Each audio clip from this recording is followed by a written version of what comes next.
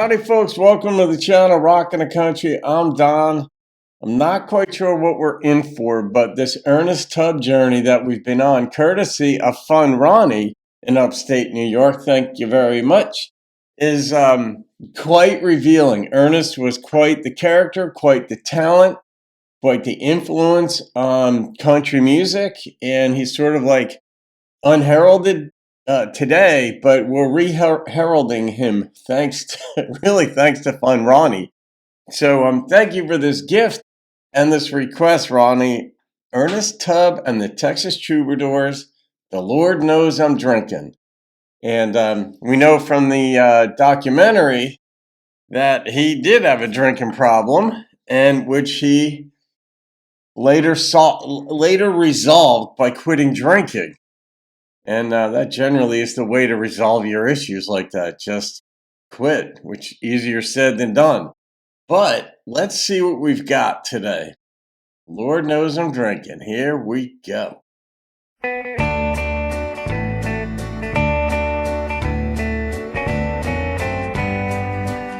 Love that bass. So simple. Hello, Mrs. Johnson. You self-righteous woman. Self-righteous. Sunday school teacher. What brings you out slumming?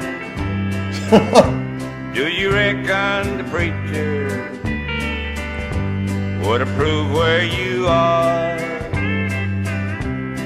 Standing here visiting with a backsliding Christian in a neighborhood bar. All right. Well, yes, that's my bottle. And yes, that's my glass. And I see you're eyeballing this pretty young lass. Yeah, nicely done. It ain't none of your business, but yes, she's with me.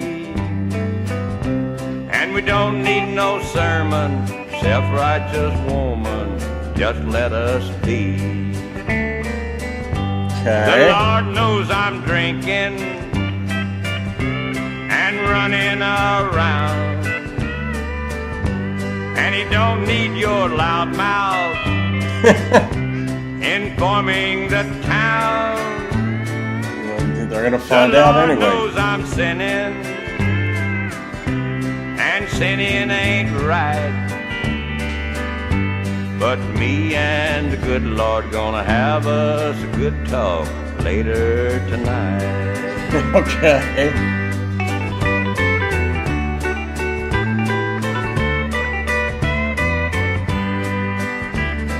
Troubadours. Goodbye, Mrs. Johnson. You self-righteous biddy. Biddy. I don't need your preaching, and I don't need your pity. So go back to whatever you hypocrites do. She's out drinking And when too. I talk to heaven, be nice and I'll put in a good word for you. Yes, the Lord knows I'm drinking. It's so transactional. And running around, and He don't need your loud mouth informing the town. The Lord knows I'm sinning, and sinning ain't right. But me and the good Lord gonna have us a good talk later tonight. Yes, me and the good Lord gonna have us a long talk later tonight.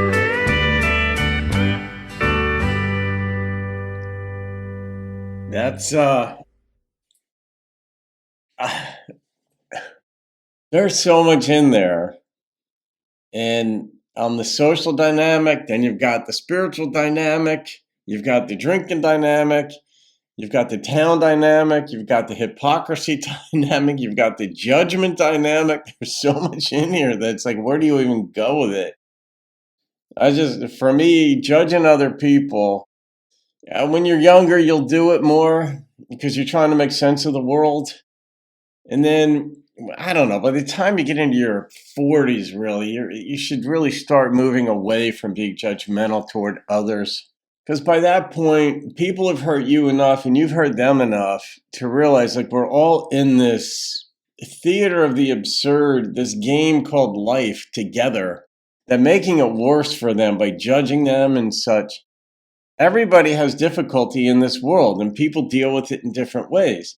Now, one thing I don't handle, and I don't think I'll ever handle it, is mean-spiritedness, people who come from a place that's mean. I don't handle that well at all. I handle pretty much everything else just fine, whatever the issues may be. Mean, I don't. It just, they call them triggers, and I have that. And to me, it's justifiable because mean-spiritedness, you spot it in a second. But this kind of thing, like, all right, she's out drinking and she's going to judge him because he's with a woman. He's out running around. I don't know if we're supposed to assume that he's got a woman at home, but he's with a different one. You're going to get judged for that. I mean, if you're out in public with somebody who's not your wife, you're going to get judged for that. So that's on you if that happens. And it is going to get around the town. You can't just say, oh, look, it's between me and the Lord. Don't judge me what I do in any social context. That's just not right either, because our behavior affects others and people are going to have thoughts on it. But if you're out there just looking for salacious details on people, Mrs. Johnson sitting in the bar just looking and waiting to see who's doing wrong when she's in the bar herself.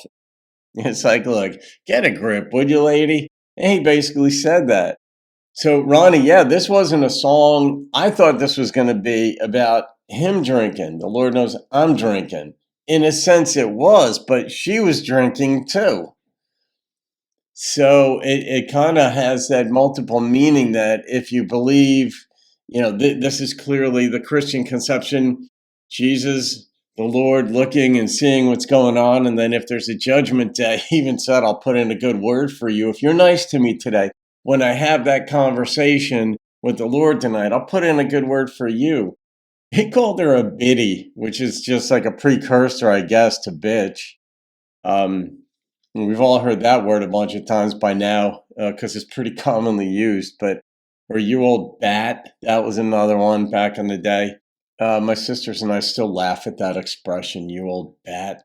But I'm going to rate this song, Ronnie, and the number immediately was a 9.0. I don't know if Ernest wrote this, but whoever wrote this, and I'm going to guess it was Ernest, really had a lot on his mind, and he was pissed off at people. And maybe he was more pissed off at himself for being in the situations that he was in at the time, because he was drinking a lot himself. But whatever it was, he had a lot of commentary about, in this case, Christian hypocrisy, a Christian woman who's out judging people and she's doing wrong herself, so to speak, if you consider getting hammered wrong. But judging in this regard, I don't know, you're crossing a line. All right, guys, I hope you enjoyed that. That one is vintage Ernest Tubb. Have a great day. I'll see you on another video and keep rocking the country. And I see your eyeballing this pretty young lass. It ain't none of your business